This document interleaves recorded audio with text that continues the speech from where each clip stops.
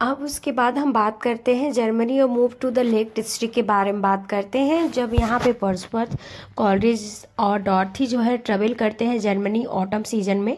ये क्वेश्चन आ सकता है कि जब ऑटम सीजन में जर्मनी गए थे तो उनके साथ कौन कौन गया था। तो वर्ड्सवर्थ गए थे, डॉर्थी गए थे और कॉलरिज गए थे। और किस डेट पे गए थे? 1798 में गए थे। तो कॉलरिज जो है साथ में, मतलब उनके साथ जो है, इसका मेन इफेक्ट जो है वर्ड्सवर्थ पे पड़ा था कि वो होम सिक थे और बहुत ही हार्ड टाइम था। और वहीं विंटर सीजन ऑलरेडी हार्ड माना जाता है। 1798-99 के बीच में जो है डॉर्थी जो है गॉसलर में रही थी। अगर डॉर्थी के साथ गॉसलर में कौन रहा था तो विलियम वर्ड्सवर्थ रहे थे। और कब, किस डेट में? 1798 से 99। एंड डिस्पाइट एक्सट्रीम स्ट्रेस, उनको वहाँ पे लॉन्लीनेस लगा। फिर उन्होंने वहीं पे एक ऑटोबायोग्राफी लिखा, द प्रिल्यूड। और उसके अलावा और उन्होंने बहुत सारे पोएम्स लिखे, जैसे कि पहले तो सबसे बड़ा जो है उनका ऑटोबायोग्राफी जो है प्रिल्यूड के बाद उन्होंने एक लूसी पोएम लिखा जो कि 1799 ऑटम सीजन में ही उन्होंने लिखा था। फिर वो वर्ड्सवर्थ और अपने सिस्टर के साथ, डॉर्थी के साथ इंग्लैंड वापस आए और फिर वो हचिंसन फैमिली के साथ शॉकबर्न में रहे। और फिर कॉलरिज जो है वापस से इंग्लैंड आ गए और फिर वो अपने पब्लिशर जोसेफ कॉटल के साथ जो है उन्होंने नॉर्थ साइड में जो है ट्रेवल किया। और फिर वर्ड्सवर्थ से मिले और उन्होंने मतलब प्रपोज किया टूर करने के लिए लेक डिस्ट्रिक्ट का।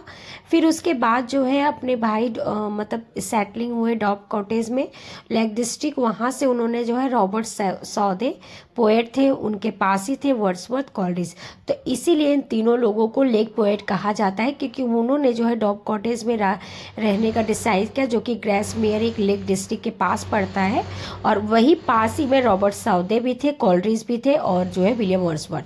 तो इसीलिए इन लोगों को जो है लेक पोएट कहा जाता है। उन्होंने वहाँ पे पोएम्स, बहुत सारी पोएम्स लिखा और उनका थीम जो होता था वहाँ, जब उन्होंने जो भी पोएम लिखा तो वो बेस्ड था डेथ और एंड्योरेंस और सेपरेशन और ग्रीफ के लिए। इसके बाद हम मैरिड लाइफ की बात करते हैं तो विलियम वर्ड्सवर्थ ने जो है उन्होंने पेड करके, विलियम वर्ड्सवर्थ ने अपने जो है लोदर फायर के बाद उन्होंने पेमेंट करके, मतलब बहुत सारी फाइनेंशियस पेमेंट्स के बाद जो है 4 अक्टूबर को उन्होंने जो है डॉर्थी के साथ फ्रांस गए। फिर उन्होंने एनिट के साथ सारे मैटर्स को क्लियर किया।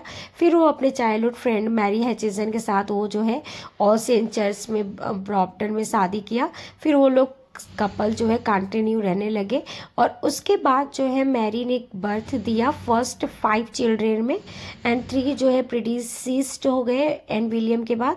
तो हम, ये इम्पोर्टेंट क्वेश्चन नहीं है। सबसे पहले जॉन वर्ड्सवर्थ थे, इसाबेल क्रूवेन थी, हेलेन रॉस थे, मैरी एन डॉलन थे, Dora Wordsworth, Mary Caballan, Thomas Wordsworth, Catherine Wordsworth, William Wordsworth. ये उनके सारे बच्चों के नाम थे।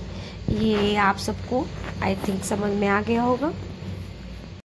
विलियम वर्ड्सवर्थ के बारे में देखेंगे जो है उनका जो लेटर कैरियर था ऑटोबायोग्राफिकल। उन्होंने एक पोएम लिखने की कोशिश की थी और जो कि नाम था रिक्लूज, जो कि अनफिनिश था। फिर वर्ड्सवर्थ जो है उन्होंने प्लान बनाया था लेकिन कि जो है लॉन्ग फिलोसफिकल पोएम लिखने के लिए 3 पार्ट में।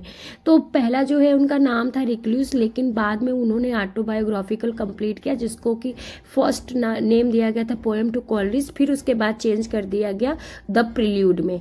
और फिर उसके बाद जो है उनका जो प्लान था रिक्लूज लिखने का, और 1804 में उन्होंने ऑटोबायोग्राफिकल लिखा था और कंप्लीट किया था फर्स्ट वर्जन जिसको कहते हैं प्रिल्यूड इन 1805 में। लेकिन इसको बाद में रिफ्यूज कर दिया गया था, मतलब पब्लिश करने में पर्सनल वर्क होने की वजह से। फिर उन्होंने जो है उन्होंने कंप्लीट किया और रिक्लूज को कंप्लीट करने के बाद, रिक्लूज को कंप्लीट करने की बात हुई थी लेकिन अनफिनिश्ड वर्क माना जाता है, कुछ राइटर्स उसको बोलते हैं।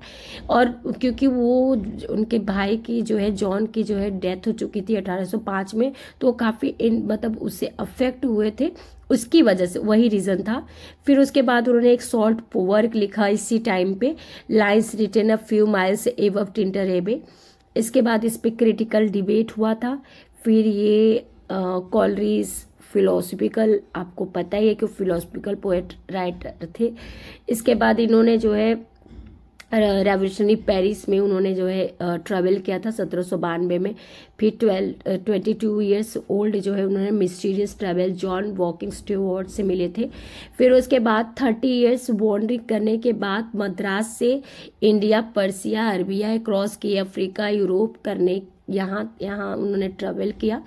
और फिर उसके बाद स्टुअर्ट ने जो है पब्लिश किया ambitious work original materialist philosophy, उनका नाम था स्टुअर्ट ने ये वर्क उन्होंने पब्लिश किया था जिसका नाम था apocalypse of A nature, London में हुआ था 1791 में, और जो कि वर्ड्सवर्थ के फिलोसफिकल सेंटिमेंट्स को जो है यहाँ पे वेल भी अच्छे तरीके से दिखाया गया है।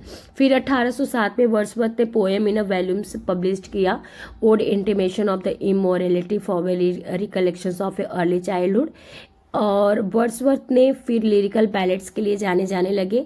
फिर उनका न्यू कलेक्शंस आया और जो कि it's a reception was the lukewarm कहा जाता है।